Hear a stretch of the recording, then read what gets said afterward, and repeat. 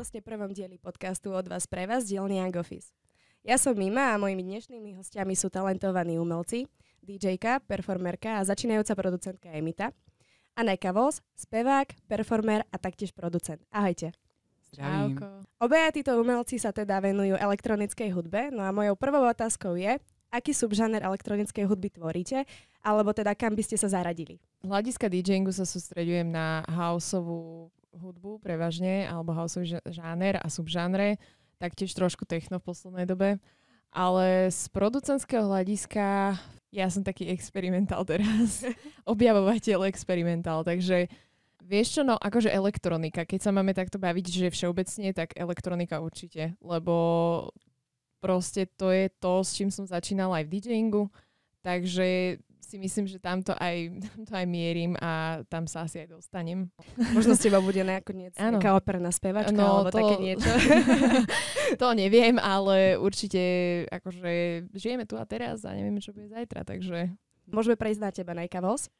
No, u mňa je to také trošku špecifické. A ja sa teda sústreďujem na self-help elektroniku. Témy, ktoré môžu človeka ako keby posunúť na vyššiu úroveň v rámci toho seba poznania. Keď sme sa spoznali, vlastne úplne ste mi rozšírili obzory ohľadom hudby a produkcie na Slovensku. Neskôr ste mi na festivale Tehláreň, čo je teda undergroundový festival zameraný na alternatívnych umelcov, ukázali vaše hudobné performances.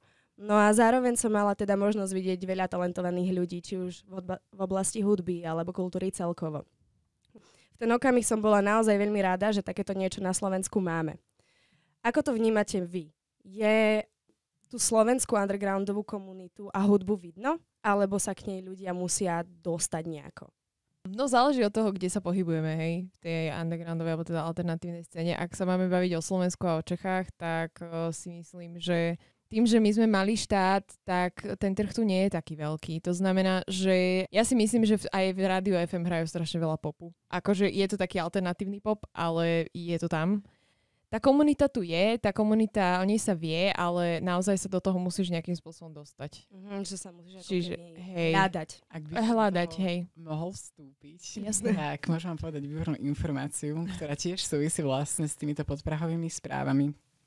To je presne, že takými informáciami a médiami a celkovo aj hudbou, ktorou sa proste obklopujeme, tak takými sme. A tým pádom človek, ktorý vyslovene celý život pozná Európu 2 a proste podobné veci, tak ani nevie o tom, že tu existujú fantastickí producenti na Slovensku, ako, ja neviem, Jureš, alebo Fulcrum, alebo ďalší iní. Áno. Čo je akože veľká škoda, pretože naozaj tou funkciou tých médií by malo byť to sprostredkovanie tej kultúry tým ľuďom, kdežto sa to moc nedeje. Tak ja si myslím, že veľký problém je aj v tom, že Rádio FM je jediné rádio na Slovensku a teda bolo ešte Antena Rock, kde sa v podstate, kde funguje demovnica alebo kde fungujú proste tieto veci a kde si môžu vlastne umelci, ktorí začínajú poslať svoje veci a sú zaradení vlastne do toho repertoáru, čiže ich hudba sa tam hrá, ale to je jediné rádio, ktoré musí podchytiť extrémne veľkú skupinu z hľadiska žánrov. Ono je to vlastne také široko spektrálne. No presne, a je to veľká nevýhoda, že vlastne tých médií tu nie je veľa a myslím si, že čo sa týka týchto akože subkultúr alebo alternatívnych stránky proste umenia, je to naozaj o tom, že proste nie je tu na to dostatočne veľa médií, aby sa to proste... A preto sme vytvorili s Kriskom termostat, o ktorom sa budeme určite ďalej baviť. Presne tak, áno. Takže takto to vnímame, no. Ohľadom toho Rádia FM by som povedal, že vlastne Krisko, alebo teda Nejka Vos, ty si mi to ukázal, to rádio. Ja som už predtým o ňom vedela, ale tiež som patrila medzi ľudí.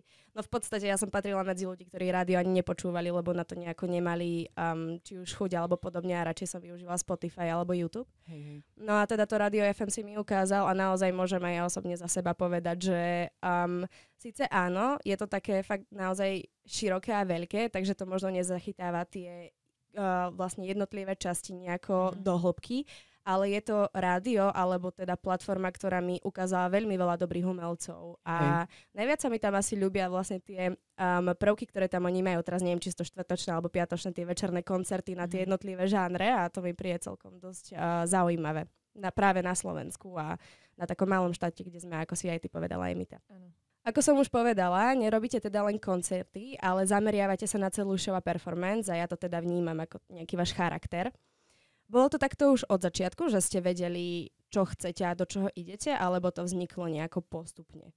Emita vznikla vlastne v roku 2017 ako projekt. To bolo také, že ja som v podstate začala sa zaujímať nejak o DJing na strednej škole. Hej, hudba v podstate ma sprevádzala od začiatku, lebo ja som tancovala dlhé roky. Takže pre mňa to bola taká akože neoddeliteľná súčasť a potom to prerastlo vlastne vo väčšiu lásku v hudbu ako v tanec. Tento projekt sa vyvíjal ďalej. Ja som rástla tým, že som išla vlastne študovať ďalej hudbu na vysokú školu, tak tam už som to začala brať trošku viac vážne a aj som mala potom teda nejaké vystúpenia a tak, ale stále to bolo na báze DJingu a stále to bolo proste také, že ja vlastne neviem, kto je Emita. No a ten prerod sa deje v podstate teraz, čiže je to dosť aktuálne, lebo ja si myslím, že tá identita mi veľmi pomohla aj v čase vlastne covidu, aj toho celého, s tým, že sme potom aj vlastne s Kristiánom sa začali, s Najkavolsom baviť a tak vlastne na tej škole. Ono to išlo tak ruka v ruke. No a teraz vlastne viac menej už asi viem, že kam chcem ísť a kto je Emita a že som to vlastne ja. Áno, to som si aj všimla vlastne na Instagrame, že si už teda povedala, že nie je to len nejaký projekt, ale je to tvoje kvázi alter ego. Áno, áno. Takže teraz je v podstate tá doba, alebo momentálne sa to deje, že Emita ide s kožou na trh, jak sa hovorí. takže takto. Super, tak ti v tom budem isto držať palce. Ďakujem. A viem, že to zvládneš. Ďakujem. Teraz môžeš ty, Najkavos. Ja ani vlastne neviem. To som bol ja, či už som to bol proste Kristián, alebo som to bol Najkavos a aj napriek tomu, že som to nazýval ako projekt, pretože som ešte nevedel, že ako môžem hovoriť o tejto veci, ktorou som ja vlastne hovoriť pred ľuďmi, lebo presne my žijeme strašne v egocentrickom svete a keď aj hovoríme o vlastných ako keby úspechoch, tak niekedy sa cítiš divne. Vieš, taký zvláštny, hej, že presne. Je to sebecké to, že o sebe hovorím, presne. Alebo že aj budú ma ľudia za to súdiť. Presne že tak. O sebe hovorím v dobrom. Áno, tak preto som povedal, že vytvoril som tu takýto projekt, ktorý sa volá Najkavos, ale vlastne proste to som bol ja celý čas. Ja aj keď som počúvala tvoju hudbu, ja som tam dosť cítila, že nie je to také, že OK, teraz za mnou prišiel človek, že nahraj hudbu o tomto a o tomto, ale že je to skôr také, že máš nejakú myšlienku, ktorú chceš naozaj posunúť ďalej. A nie je to ani také, že agresívne, že teraz ma všetci musíte nasledovať, ale naozaj je to také veľmi príjemné, že si aj myslím, že ľudia, ktorí ťa počúvajú, nemajú možnosť ťa súdiť ako keby v nejakej negatívnej stránke. To je strašne milé. Tak ideme zač. Vlastne vás oboch, Emitu a Najkavosa, som spoznala vďaka projektu Teleso, čož týmto dávam veľký shoutout Ľudske Melcerovej a Marte Bláškovej, že som sa na takomto performatívnom vystúpení mohla zúčastniť. No a Emita, ty nielen, že si tam teda tancovala, ale rovnako si tak tvorila aj hudbu pre tento projekt a mňa by zaujímalo, že čo ťa na tom teda zaujalo? A či to bolo po prvýkrát, kedy si do takéhoto nejakého projektu išla, kultúrneho alebo tanečného, môžeme nazvať? No, ak sa bavíme teda o tanečnom vystúpení, tak hej, je to prvýkrát, čo som robila akože hudbu do takéhoto niečoho. A tým, že vlastne ja sa s Ľudskou aj s Martou poznám osobne a v podstate to bolo všetko také familiárne, tak s tým nebol taký problém, alebo nemala som necítila som taký stres, alebo proste, že zodpovednosť som mala, to áno, ale nejak to tak vzniklo proste, ani neviem ako a proste bola hudba, bolo vystúpenie, bolo všetko super a všetko sa vydarilo. A prečo som do toho išla? Tak vieš čo, no zaujalo ma hlavne ten nápad, pretože Teleso teda bolo v podstate určité zoskupenie ľudí, ktorí sa držali nejakých určitých útvarov a presúvali sa v podstate po meste, alebo teda tancovali vonku, hej. Takže pre mňa to bolo niečo, čo sa tu neudialo na Slovensku a bola som veľmi hrdá na to, že to robia moje kamošky. Bola som veľmi hrdá na to, že mňa vôbec oslovili s tým, že môžem robiť hudbu do takého niečoho a v podstate tá hudba sa hrala z mestských reprákov, čiže moja hudba hrala proste po celom Trenčine, čo je za mňa, že wow, akože na to, že v podstate tu začínam, tak pre mňa to bol obrovský krok vpred. Aj to, že som na to tancovala vlastne, celé to bol taký komplex. Ja s týmto môžem súhlasiť, že naozaj tým, že aj ja som tam tancovala, tak môžem povedať, že to bolo asi po prvýkrát, kedy som sa zúčastnila na nejakom vystúpení, ktoré bolo naozaj takto v exteriéri a bolo to také, ako keby, že sme sa vrhnuli medzi normálnych obyvateľov a vlastne ľudia mohli s nami nejako interagovať a podobne. A môžem povedať osobne, že súťaže môžu ísť sa kdesika zavrieť oproti tomuto, lebo naozaj to bolo krásne. A Nejkavos, ako si to bral ty z pohľadu tretej osoby? Tým, že ako keby ja sa nachádzam v tej komunite tých ľudí a respektíve aj s Emitou úzko spolupracujem, tak pre mňa to nebol ako krok, ktorý by som nečakala, alebo nie je to pre mňa niečo, že teraz to bude tiež znova znieť zle, ale že zvláštne, lebo proste pre mňa je to tak naturálna vec, ktorú musí Emita robiť, alebo respektíve mi to nepríde ako niečo, čo by som nečakal. Ale napríklad viem si predstaviť, keby som bol akože tretí človek, ktorý ako keby není angažovaný v kultúre, tak by som bol veľmi prekvapený a bol by som veľmi hrdý na to, čo sa deje na Slovensku. Z môjho osobného hľadiska, neviem, či je to tým, že som tam vystupovala, alebo kvôli tomu, ako mám povahu, ale nie je to zvláštne. Podľa mňa tým, že vlastne ako sa dlho poznáte a aký ste kvázi prepojení, tak sa dá povedať, že soulmates. Že teda je naozaj pekné, že vlastne človek, ktorý je ti takýto blízky, je väčšinou ten, ktorý je k tebe najviac úprimný, hej, že ty ako keby tí najlepší kamaráti. Tak je naozaj pekné, že to takto vnímaš. A vlastne vďaka tomuto sa dostávame aj k ďalšej otázke, ktorá je, že teraz dosť často sa hovorí o tom, že nielen mladí umelci, ale aj mladí ľudia by si mali viacej vážiť samých seba a to, čo robia, alebo teda konkrétne hovorím o nejakej sebaláske a podobne. Veľa umelcov, ktorí začínajú a sú angažovaní v nejakých spoluprácach alebo idú mať nejaký koncert, tak ako keby potlačajú to svoje vnútorné alebo vlastne to, čo chcú odovzdať, alebo teda čo bol ako keby tá ich hlavná myšlienka toho, ako napríklad ty Nejkavos, že chceš naozaj odovzdať to zo seba, to nejakú tú myšlienku a ideu. No a isto ste to mali takto na začiatku aj vy, že ste sa kvázi v istých situáciách alebo spoluprácach nejako zavreli, alebo neukázali ste ten váš potenciál, alebo možno to práve, čo ste chceli. A mňa by zaujímalo, že ako ste sa s tým popasovali, že čo bolo napríklad najťažšie, alebo kedy prišiel ten zlom toho, že ste si uvedomili, že nie, musím ukázať naozaj, kto som a nebudem sa kvázi v zlom prispôsobovať. No tak ja mám k tomuto z hľadiska DJingu asi čo povedať. Takto, no ľudia, ktorí sa presne nezainteresovaní a proste, že DJ je pre nich človek, ktorý proste púšťa hudbu, alebo hej, doslova, že púšťač. A teraz DJ sa označuje aj človek, ktorý hrá na svadbe, ktorý hrá na Stužkovej, ktorý hrá neviem kde všade. Áno, je to tiež svojím spôsobom job, ja to nedehonestujem. To dehonestuje označenie DJing za mňa, lebo ja si myslím, že DJ je človek, ktorý proste pozná hudbu a pozná ju veľmi dobre, vie ako pracovať s publikom, čo je obrovsky dôležité a ťažké, pretože ty sa musíš naladiť na tých ľudí.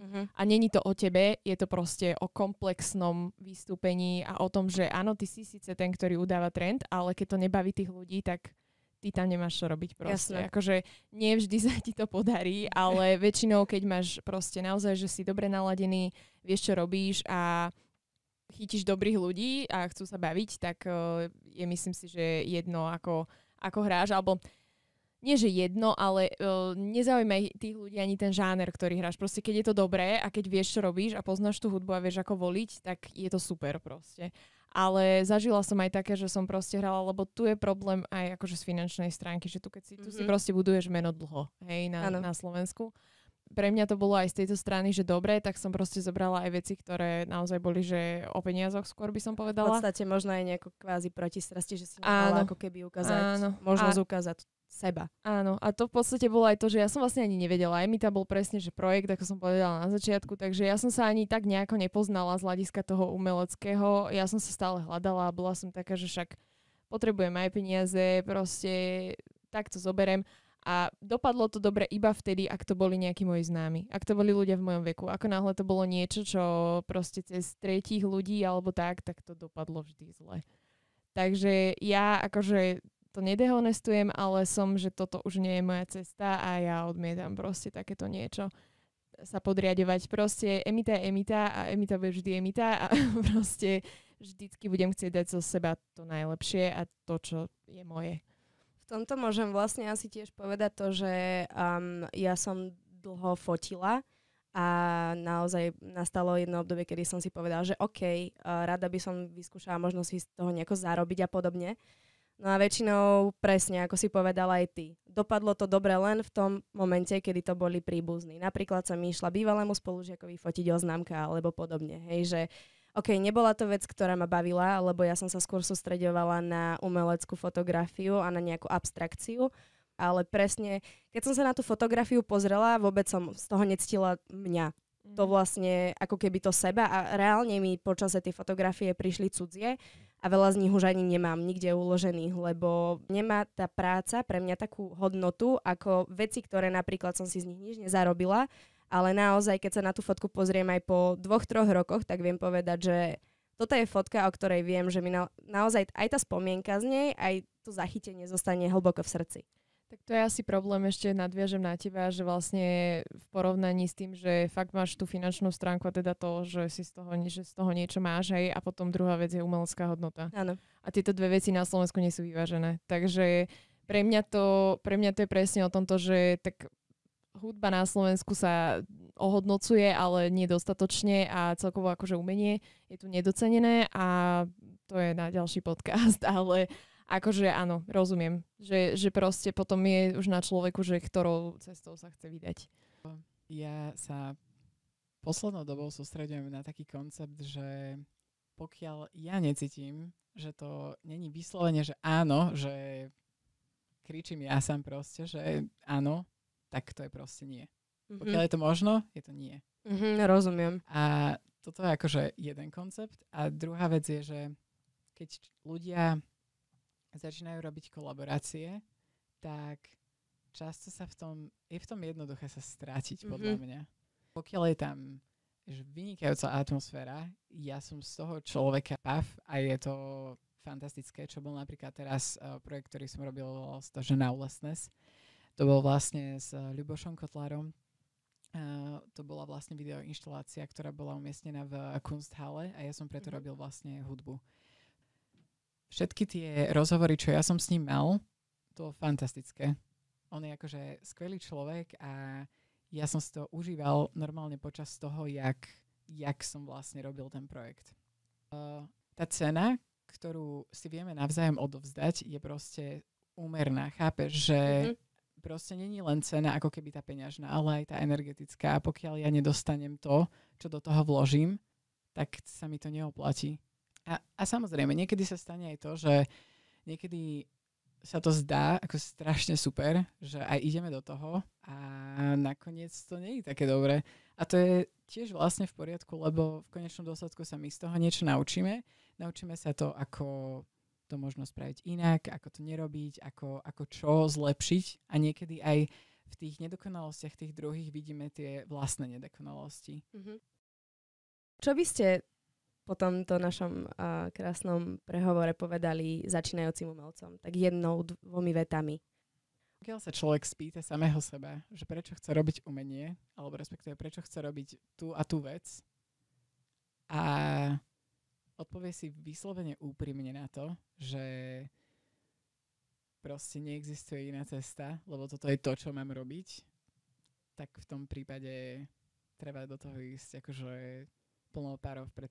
A hlavne sa netreba báť. Akože vyslovene, že netreba sa báť hovoriť o tom, čo potrebuje ten človek a čo chce od ostatných a vyslovovať proste tieto svoje nároky. A neexistuje iná cesta. Toto je moja cesta číslo 1.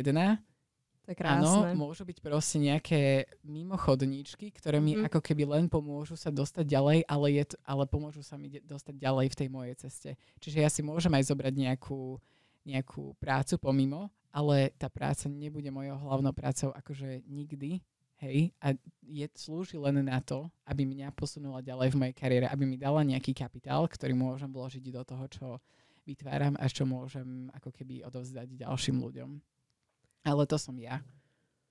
Chápem. Akože úprimne teraz, čo si toto povedal, tak síce si to odkázal našim divákom a poslucháčom, ale úprimne to zahrialo aj mňa, pretože práve ja som momentálne asi v takej životnej fáze, kde presne sa učím počúvať seba a učím sa ako keby tej ozajstnej sebaláske a presne, keď proste moje vnútro kričí, urob to proste, tak Veľakrát som bola taká, že som to potlačala, lebo presne bála som sa, alebo som rozmýšľala, že čo bude.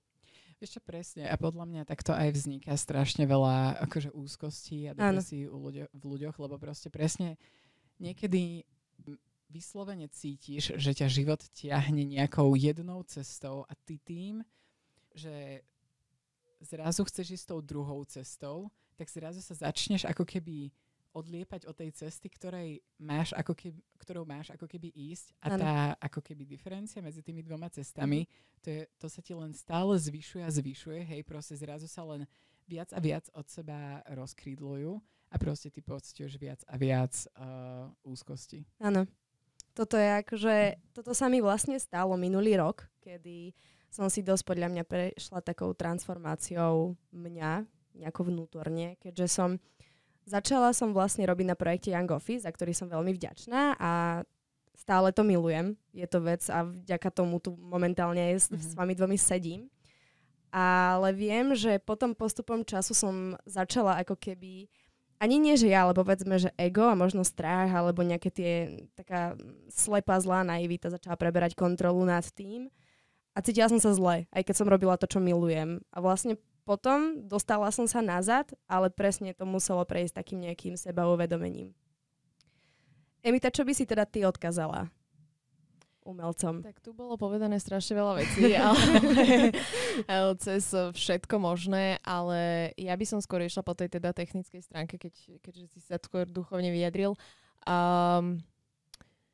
A ja by som skôr možno povedala, že ak aj na svojej ceste umeleckej budete mať vy, poslucháči, nejaký blog autorský, alebo niečo, čo vás akože kvázi nejak odchýli od cesty, alebo teda tak zapnite si ten program, alebo namalujte si, to je jedno slniečko, to je úplne fuk, čo urobíte za ten deň, ale proste venujte tomu aspoň 5 minút za deň. Aj keď viete, že ste takí, že cítim sa ako úplne hovienko a proste vôbec mi to nejde a hej, ale proste aj tak, tým, že sa od toho neodchýlite a necháte tomu proste voľný priebeh a poviete si, OK, dneska síce na to není deň, ale spravil som, ja neviem, dobrý snare, dobrý kick, nejaké bicie, niečo. Aj to je cesta. Vieš čo, ja by som asi na toto ešte napojil. Kľudne. Takým príbehom mojim, teda začiatočným, že ja keď som začínala robiť hudbu, tak som videla raz jeden taký podcast na produktivitu a ani nie podcast, to bol ako keby masterclass a rozoberali tam ako keby 9 schopností alebo veci, ktoré by mal robiť konzistentný umelec alebo umelec, ktorý chce produkovať strašne veľa umenia. Hej. No a ten typek tam teda hovoril o tom, že on vyslovene si presne sadol za ten kresliaci board, lebo to bolo akože o vizuálnom umení a že to vlastne bolo jedno. Pokiaľ aj spravil, že jednu čiarku, tak to proste bolo validné, pretože on si ako keby vytvoril tú štruktúru toho, že toto ide robiť, toto je to jeho a podobne. A mňa sa strašne zapáčilo a ja som potom proste nasledujúce 2 roky, ja som každý jeden deň zapol ten program a niečo som tam spravil. Presne, spravil som veci, ktoré ma posunuli a teraz tam mám asi, ja neviem, možno 1200 projektov v mojom hudobnom priečinku, ktoré sa volá Limbo a ktorý je môj hudobný smetiak, na ktorý si tak vždy niekedy si tak akože kliknem a ja som taký, že hej, toto neznie dobre. A potom idem ďalej a idem robiť veci, na ktorých akože pracujem. No a ja som mal vyslovene, že spravil som albumy, napríklad Cosmic Connection alebo Memories of Entities 2, alebo aj jednotku vlastne. To všetko bolo spravené, že za mesiac. Že ja som si ako keby vytvoril ten priestor pre tú múzu, aby ku mne prišla, nazvime to tak, hej, tak zrazu ja som mal veľmi bolo pre mňa jednoduché sa na ňu napojiť. Treba len ako keby veriť v tú našu jedinečnosť, spraviť ako keby dvere pre tú kreativitu na to, aby prišla. A ona vždy príde. To akože zaručujem, dávam ruku do ohňa, celý do ňoho skáčem a podobne. Ohnicelom, áno. Ja by som ešte povedala, teda, ak môžem, že pochybnosti o sebe a o svojom umení sú úplne na mieste. Čokoľvek je úplne v poriadku. Proste to prísť má a musí a vyrovnáva sa a o tom je to celá tá sinusoida životná, ktorú máme, či je to v umení alebo to v živote akokoľvek. Pochybnosti prídu a potom príde pík, kedy proste presne, že za mesiac človek spraví album. Alebo čokoľvek. Hej. Ja mám tiež takéto návaly a proste veľmi mi napríklad pomáha, a čo by som teda možno odporúčila aj tým ľuďom, ktorí chcú začať. Ja pozerám napríklad veľmi veľa takých, akože nie že tutoriálov, ale skôr bývajú také session, ktoré organizujú rôzni producenti a DJ, ktorí sú normálne live, ktoré sa tam pripojíš na Zoom alebo niekde a oni rozprávajú, oni hovoria a proste buď motivujú, alebo teda dávajú nejaké rady, ako ďalej proste s tvorbou a podobne. A ty sa môžeš aj pýtať. Čiže napríklad toto mne veľmi otvorilo oči. Akože ja shoutout Justin J do Ameriky a jeho Zoom callom, lebo on je veľký človek v tomto. A naozaj, on má aj label a proste toto bola napríklad môj milník, ktorý ma posunul ďalej. Ale je ich veľa.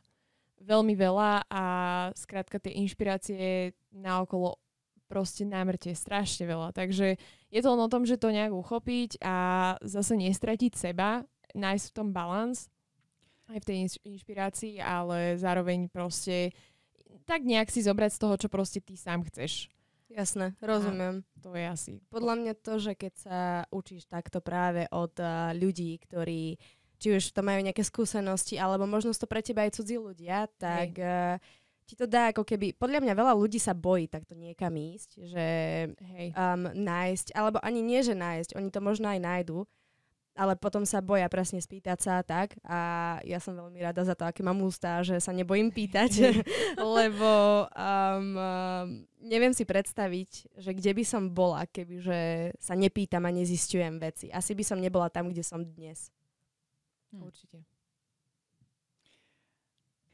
Presne, že ja som tu vytvoril teraz nejaký album, ktorý vyšiel vo februári, hej, a ja už tu mám akože toľko pesniček, že by som mohol vydať ďalšie 2. A super. teraz ja ako keby, to je inak strašne zaujímavé pri tej tvorbe albumov, že ty vyslovene žiješ tou hudbou, ktorú produkuješ a ty proste neustále ju počúvaš a vyslovene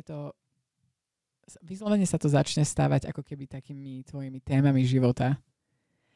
A dostal som teraz výbornú otázku od mojej kamarátky, ktorá sa ma spýtala, že ako zápasím s tým, keď musím ako keby svoje staré skladby znova performovať, aj napriek tomu, že už ako keby neodzrkadľujú moje momentálne ja. Jasné. A ja som bol, že presne. A ja som bol, že ty kokos, že ja neviem. Že vlastne ja som viac menej minulý rok performoval len tie skladby, ktoré vyšli minulý rok, hej. A teraz ja som taký, že vlastne ja to budem musieť spraviť aj tento rok. Áno. Že to bude zaujímavé. A aká bola tvoja odpoveď na to? Alebo ako sa teda cítiš pri tom? Vieš čo, ja som jej hovoril, že joj, to je za mňa úplne naturálne, že veď to už je ako keby len... že ja už som ako keby len ten rozprávač toho príbehu, ale už nie som ako keby ten protagonista, ktorým som bol v lete. Ale to bola moja odpoveď a neviem, či na ňu ešte mám takú plnú odpoveď. Že toto je taká, toto je taká štvrťovatá. Chápem. Štvrtinová. Že toto leto si asi odohrám viac koncertov a budem používať aj skladby, ktoré vyšli minulý rok, takže to budem vedieť evaluovať až tento rok tak plne. Tak možno potom sa môžeme stretnúť a môžeš povedať o tom, že aké to bolo, aké si mal z toho pocity a že či teda tá odpoveď je stále taká istá. Dobre, dáme druhý podcast. Podcast. Emita, ty si vlastne 2.2. vydala remix Filthy Gorgeous Emita Guilty Remix. A ty, Nejkavos, dneska, kedy natáčame tento podcast, čož 11.2. budeš mať koncert alebo si mal teda koncert na stanici Žilina Záriečie. Je to tak. No a vlastne začiatok roku a ja osobne cez zimu mávam dosť také obdobie, že sa do seba uzatváram. Nie, že som nekreatívna, ale som taká, že som v sebe, premýšľam, čo sa za ten rok stalo, čo môžem zmeniť a podobne. A nie som moc kreatívna, ako keby ľudia nevidia tú moju kreativitu. Napríklad teraz som presne, keď začalo to zimné obdobie, tak som začala tvoriť koláže a podobne, čo proste dovtedy som k tomu nemala ani žiadnu nejakú cestu, že by ma to vôbec nejako zaujalo. No ale možno práve vďaka tomuto som ako keby načerpávala a regenerovala tú sílu a energiu do toho nového roku. Máte to takto aj vy? Či som jediná nejaká čudná? Nie si čudná. Myslím si, že každý človek má svoje obdobie, ktoré potrebuje proste odpočinok od toho, čo robí a čo v podstate my s Najkavou som obidvaja, máme k tomu asi čo povedať momentálne. Najkavou viac ako ja, ale obidvaja sme tak trošku na ceste human designu a takých vecí spoznávania samého seba, trošku transformácia tak.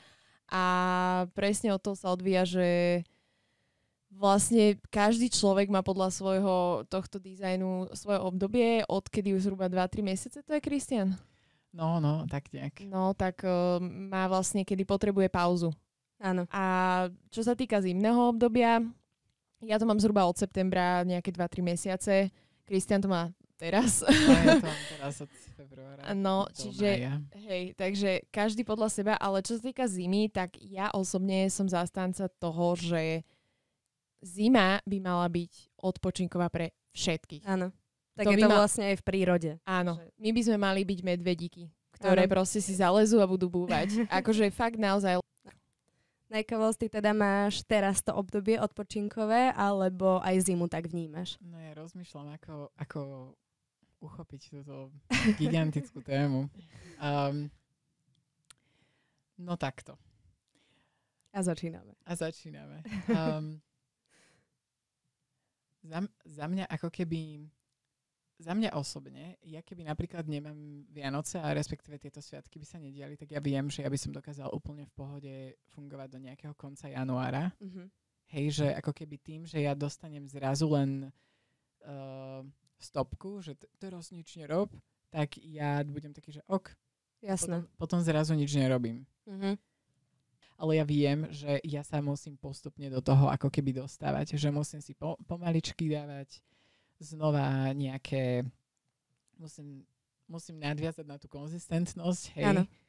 Čo neznamená, že som nejaký konzistentný predtým bol, ale akože musím mať aspoň nejakú tú štruktúru toho dňa, že dobre, teraz sa tu idem učiť, teraz tu budem chvíľku, ja neviem, vypekať sa na žnienke, hej. A teraz tu idem robiť jogu a potom znova sa idem učiť. Na toto som videla dobrý TikTok včera. kedy sústredenosť 0 a prokrastinácia 9000. Akože. To som posielala. Hej, to ja mám väčšinou vždycky cez tú zimu. Naozaj pre mňa je extrémne ťažké nastaviť svoju hlavu, že mi ma poď. Dobre, no keď sa vrátim ešte k tomu zimnému obdobiu, alebo tak celkovo, že keď tvoríte, máte nejaké rituály pred tvorbou? Napríklad ja osobne, je to jedno, aká to je tvorba, či už sú to tie koláže, fotky, alebo hocičo. Ja väčšinou, aby som sa tak nejako nabudila do toho nejakého kreatívneho, alebo aby som nejako otvorila dvere tej múze, ako si aj ty povedal, Najkavos, tak ja si napríklad zapalím vonnú tyčinku, alebo dám si čajík, idem niekam do lesa sa prejsť, alebo napríklad toto mi aj dosť pomáha, že keď naozaj mám to svoje obdobie tej nečinnosti a oddychu, takže mi naozaj pomáha ten čas tráviť sama so sebou. A či to takto máte aj vy, teda nejaké rituály, ktoré robíte napríklad či už pred koncertami alebo podobne?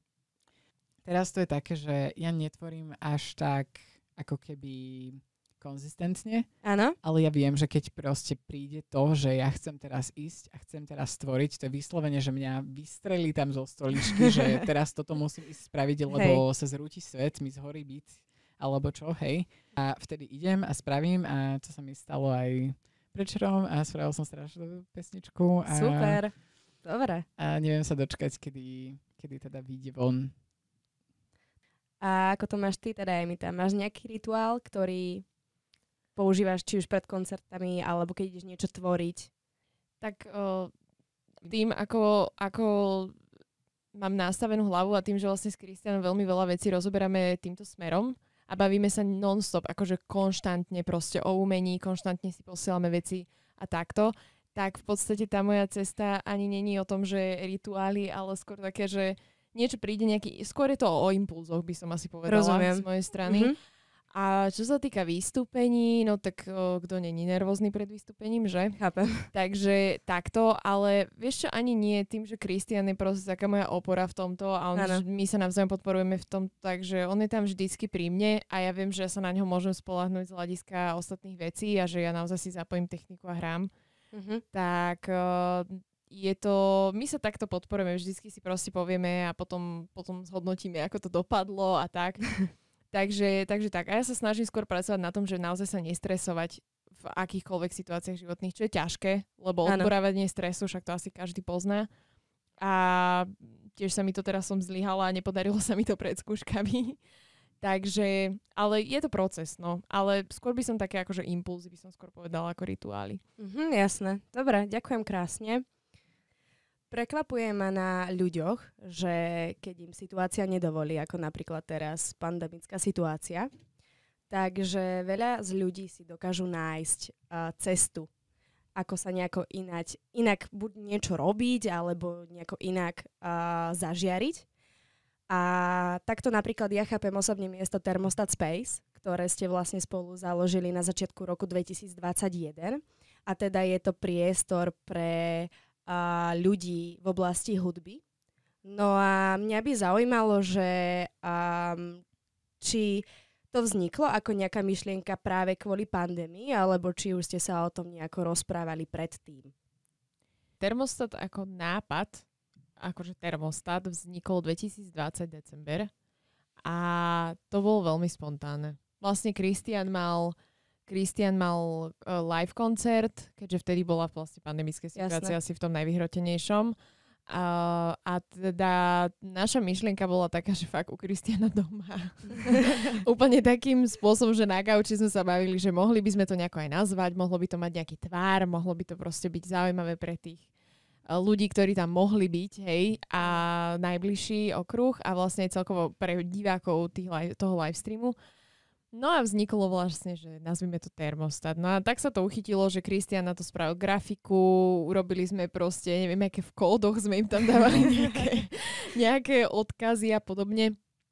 Takže to. A potom vlastne vznikol vlastne aj Instagram. Áno, celé sa to nejak tak akože pretransformovalo potom do tých podcastov, lebo vlastne my sme chceli robiť shows. My sme chceli robiť, že to bude presne, že DJ sety a také veci a že proste budeme tam pozývať rôznych umelcov a takto. Ale potom prišlo presne toto, že sa to nedalo, tak sme si povedali, že však tak poďme spovedať niekoho, urobme si podcast. Jasné. A tak to nejako proste išlo. Ale v podstate áno, ak narážame na to, že sme sa nejakým spôsobom prispôsobili tomu všetkému a hľadali sme spôsob, že ako udržať tú platformu, aby nebola mŕtva, tak áno, prišiel ten nápad podcastu vlastne skrz toto. Ale samotný nápad bol veľmi spontánny. Jasné. A máte teda aj nejaké plány do budúcna s tým termostatom, že napríklad chcete sa vrátiť, keď vám to teda situácia umožní ku vystupovaniu, alebo chcete zostať iba pri tých podcastoch? Ešte ja môžem povedať za seba, že termostat momentálne prechádza veľkou transformáciou. Teda, no asi nie až takou veľkou, ale bude nová grafika, bude nové, no proste celkovo koncept, aj otázky budú vynovené a podobne. A chceme to vyslovene robiť nie, pretože to musíme robiť, ale pretože to chceme robiť a na to si dávame teraz fakt na čas. Takže keď začneme a tak. Super. Dobre, tak isto sa na to teším, keď príde toto obdobie aj na vrch a vlastne na vonok a ukážete to aj ľuďom. Vy tam vlastne spovedáte rôznych umelcov z rôznych škál hudby a mňa by zaujímalo, že napríklad s akým umelcom sa vám najlepšie spolupracovalo a že možno prečo? To je veľmi asi ťažké povedať, že pretože každý ten umelec je svojím spôsobom super a tak. Ale neviem, ja čo som mala také akože veľmi najviac s tým, že vlastne ja robím rozhovory s nimi, tak úplne, že také najviac prínosné boli asi Nina Pixel, Skyleon, Jureš Folgreb určite a Toelo možno ešte. Nie, akože takto. To teraz tak bádam v mysli, ale ono ich je fakt, že každý ten umelec mi dal niečo. A každý ten umelec je skvelý v tom, čo robí a proste to, ako sa prezentuje, čiže je to ťažké hodnotiť. Ale akože z hľadiska tej prepojenosti a toho, že proste s tými ľuďmi som mala naozaj nejakú akože, že naozaj sme si dobre pokecali, napríklad s Balpom. Som mala veľmi dobrú konverzáciu, dokonca sme vymysleli patent na playerový horák, takže akože úplne, že naozaj také veci tam vznikli a všetko v rámci srandy a tak, ale proste to sa nedá ani takto povedať. Že všetci tí umelci majú niečo do seba a každý dal niečo zo seba do toho podcastu. Celkovo Termostat ako projekt je za mňa niečo, čo naozaj nás obidvoch posúva ďalej, zisťujeme strašne veľa vecí, či už o kultúre, alebo o tom, ako robiť ten content a ako sa posúvať, tak proste to ťa posúva ďalej. Jasné, hej. A aj tí ľudia ti dajú strašne veľa perspektív, proste aj s tými otázkami, lebo každý má na to inú odpoveď a iné skúsenosti a mňa to nutilo potom nad tým rozmýšľať, napríklad 2 dní po nahrávaní podcastu, že treba mi vnúkli vážne takú myšlienku, kedy som ja normálne si to tak akože utrídila, bol som tak, že hej, to dáva zmysel. Ale nenapadlo by ma to samo. Čiže určite áno. Super. A vlastne, ako ste aj teraz sami povedali, tak design, správovanie sociálnych stránok, ale taktiež vlastne celá produkcia okolo teda samotného podcastu je všetko vo vašich rukách. Všetko to robíte sami. Hej. Áno. No a mňa by zaujímalo, že čo na tom bolo možno zo začiatku najťažšie, alebo čo stále je ťažké. Napríklad to, že ste mali nejakú zlú techniku, alebo že ste mali nedostatok skúseností. Pretože napríklad ja osobne za Young Office môžem povedať, že práve vďaka stanici Žilina Záriečie sme ako keby tento bod preskočili. Áno, že vlastne my využívame ich techniku, ich priestory, za čo sme naozaj teda radi.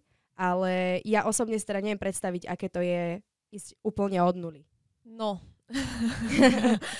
Hej, akože takto, no, tým, že my v podstate fungujeme takým spôsobom, že všetko to bolo vlastne online a nás to stálo fakt iba čas. Akože teraz to nechcem nejako, že aby to vyznelo blbo alebo tak, ale naozaj to bolo presne o tom, že vytvoriť si ten priestor na to. Teraz s Kristianou sme vlastne museli nejak komunikovať, pracovať na tom, tie nápady a toto všetko. Z technického hľadiska ja vybavenie doma mám, čiže s mikrofónmi a s takýmito vecami nebol problém. Skôr sem tam tie technické veci pokulhávali, pokiaľ teda tí ľudia na opačnej strane nemali možnosť tohto technického vybavenia, ale čo bolo veľmi zriedka. A vlastne aj tá postprodukcia je všetko. No, najťažšie na tom je akože aj z tej finančnej stránky tým, že si narážala na to, že vy využívate vlastne ich techniku, tak áno, pretože nám by sa veľmi akože zišlo a na tom aj manifestujeme, pracujeme, aby sme takéto podcastové štúdio mohli mať. Jasne. A aby proste tí ľudia tam mohli reálne chodiť. Takže určite hej, ale ja si myslím, že akokoľvek človek chce niečo začať robiť, tak vždycky proste si nájde spôsob, akým to robiť. A vždy príde nejaká proste, či už človek, alebo priestor, alebo možnosť sa k tomu dostať. Takže opäť len zdôrazním, pokiaľ je to vyslovene, že áno, tak v tom prípade sa nájde ten spôsob, akým sa k tým veciam dostať. Presne tak. Viem, že obaja ešte študujete, ako si už aj ty naznačila, Emita, na vysokých školách. Áno. Vlastne asi na tej istej, sa mi zdá. Áno, my študujeme ten istý, no študovali sme, ale áno, študujeme ten istý odbor. Je náročné pracovať na termostate počas školy a hlavne aj, ako si spomenula teraz, keď bola zima, tie skúšky a podobne. Je to náročné? No, OK, tak sa vyjadrím ja. Akože neviem, či to je úplne náročné. Z akého hľadiska sa na to pozrieme? No, je to náročné časovo sa zladiť. Akože my dvaja, hlavne teraz, keď sme vlastne spomínali to, že aj termostat potreboval proste pauzu a prišli sme na to vlastne až teraz. Ja som tiež mala to blbé obdobie, takže to bolo také, že to sme viac menej tlačili, lebo sme museli. Ale tak to bolo viacero faktorov.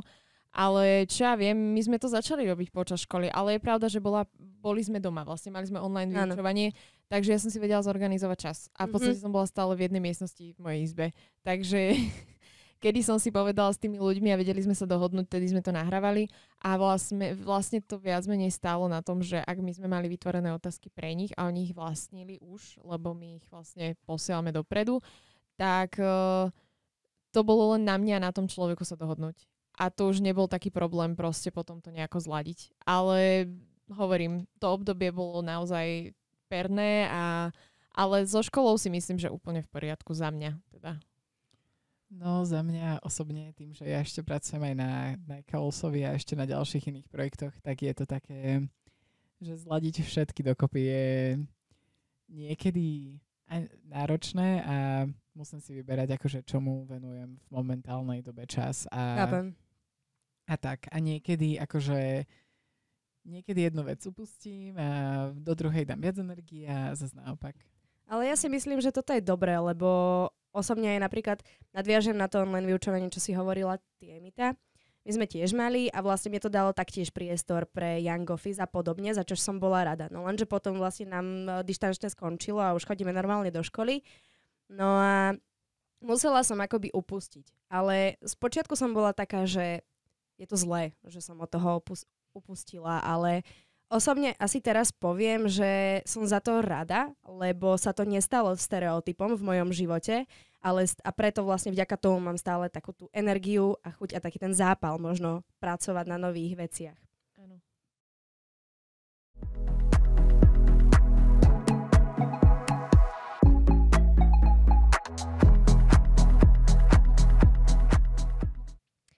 Na záver sme teda dostali otázky od divákov a dávam teda taký rozstrel.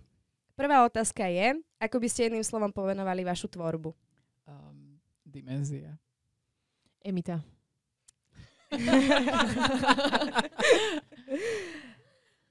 Čím sa podľa vás líšite od ostatných autorov? Asi performances a fashion a tieto veci. Podľa mňa ja prinášam priestor a vyslovene nejakú dimenziu, na základe ktorej môžu ľudia premýšľať a to je moja výhoda proti iným. Napríklad ja, keď som práve robila otázky na tento podcast, tak som, možno kvôli tomu, že som chcela viac ako keby nahliadnúť do vás, tak som počula práve tvoje pesničky Nekavos a extrémne mi to dalo, že ma to tak ako keby ukludnilo, lebo priznám sa, že keď robím školu, počúvam strašne silné drum and bassové pesničky, na čož by som osobne napríklad nešla, ale je to také, že ako keby som vypila 10 káv naraz. A teraz som bola taká, že idem do toho a potom ma niečo tak zastavilo, že vieš čo, pusti si tie jeho pesničky a pustila som si ich a naozaj to bolo také, že som sa dala do kľudu a presne prehovoril si ako keby ku mne cez tie pesničky a bolo to naozaj príjemné. No, ďakujem. Nemáš zač. Ďalšia otázka je, že kto je vašim idolom a aké hudobné žánre vás inšpirujú? Emita.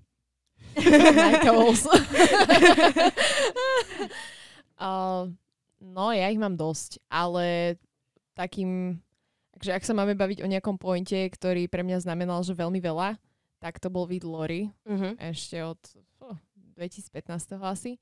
A jeho producent Dan Haynes, to je v podstate doteraz.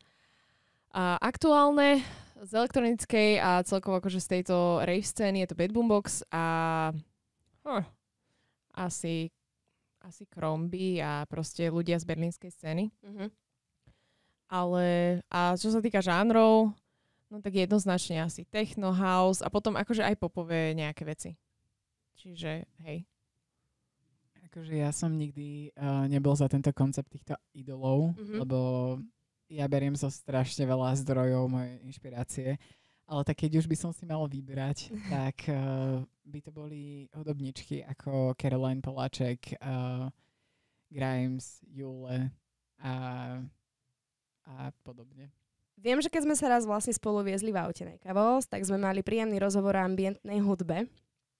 No a minule som sa takto rozprávala o tom s kamarátkou a ona mi dala veľmi dobrú otázku, že či teda ambientná hudba vie nejako napríklad ovplyvniť lucidné sny alebo astrálne cestovanie a teda či to priamo nejako mysticky, nazvime, vplýva na teba, tá ambientná hudba. Vidíš, teraz spätne, keby som povedal, tak vlastne ambientná hudba ma asi najviac ovplyvňuje a inšpiruje. Hej, lebo to je akože, to ja dennodenne počúvam a to je môj fakt, že vec, ktorá ma vie strašne upokojiť a vie ma dostať na moju frekvenciu. A ešte momentálne sa začínam vzdelávať v oblasti tohto ako keby spirituálna a respektíve aké frekvencie pôsobia na človeka a ako to vplýva na to podvedomie. Aj preto vlastne som vytvoril tento koncept, alebo respektíve som ho zhmotnil tým self-help elektronikou v mojej hudbe.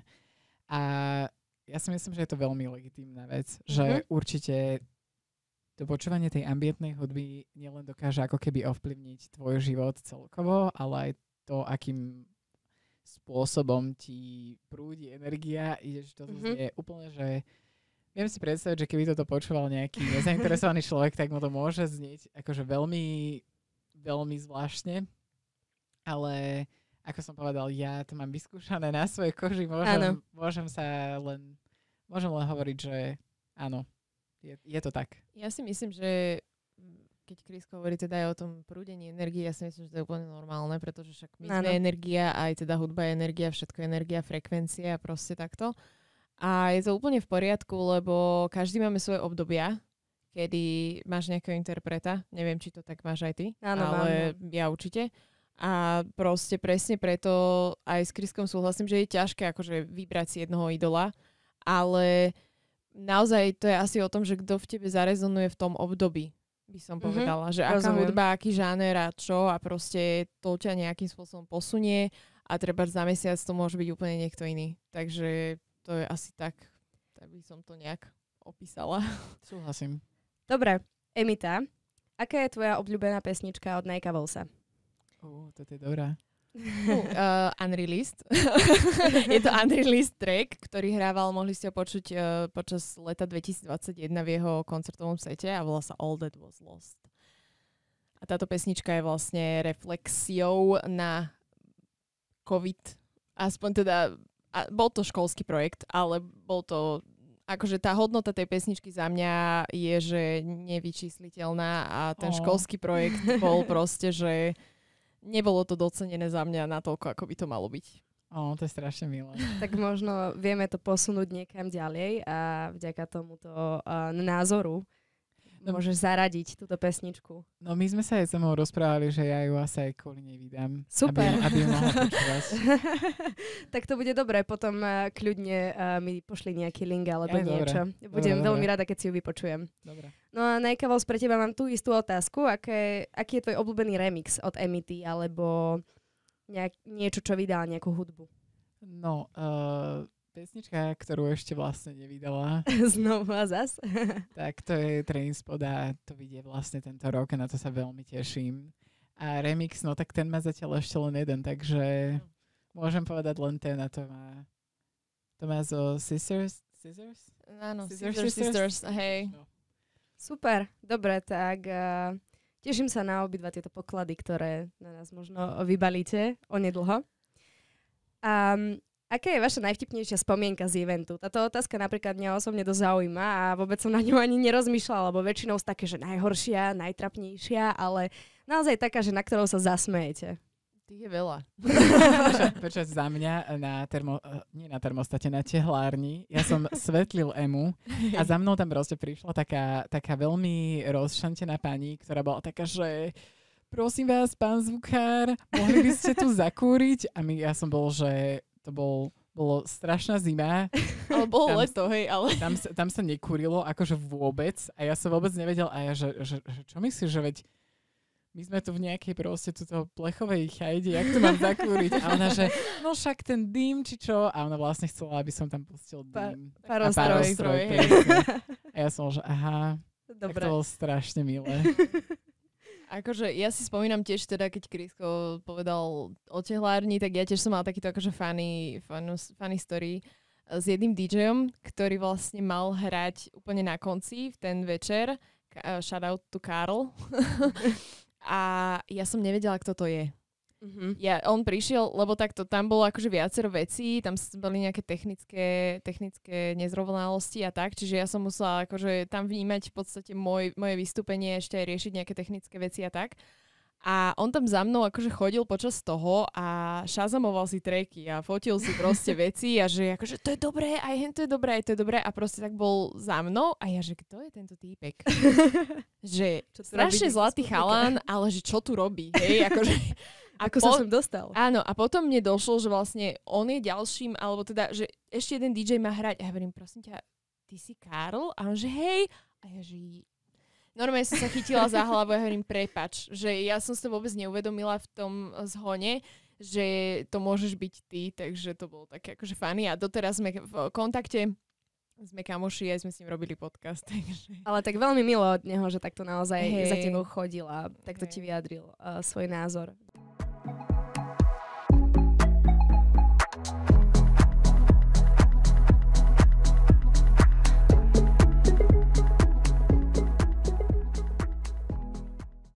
Ďakujem krásne za takýto rozhovor. Emitu a Nejkavo sa môžete sledovať na sociálnych stránkach Instagram ako STEmita alebo Sandemita a Nejkavos. Rovnako tak podcasty Termostat Q môžete nájsť na Spotify. Linky nájdete v popisku dole pod epizódou. Ja vám teraz ešte veľmi krásne ďakujem. Držím vám palce s Termostatom alebo takisto aj s Emitou a s Nejkavosom. A hlavne držím vám palce, nech ste stále takí, akí ste. Ďakujem. A nech sa vaše osobnosti rozvíjajú len k tomu dobrému. My ďakujeme za pozvanie. Tak. Rovnako tak ďakujem aj môjmu spolužiakovi Denisovi, ktorý teda stojí za produkciou tohto podcastu. A takisto ďakujem aj sekcii pre mládež Žilinského samosprávneho kraja, že sme teda mohli mať u nich v miestnosti podcast. Tak ešte vám želám krásny deň a ahojte. Čaute. Majte sa.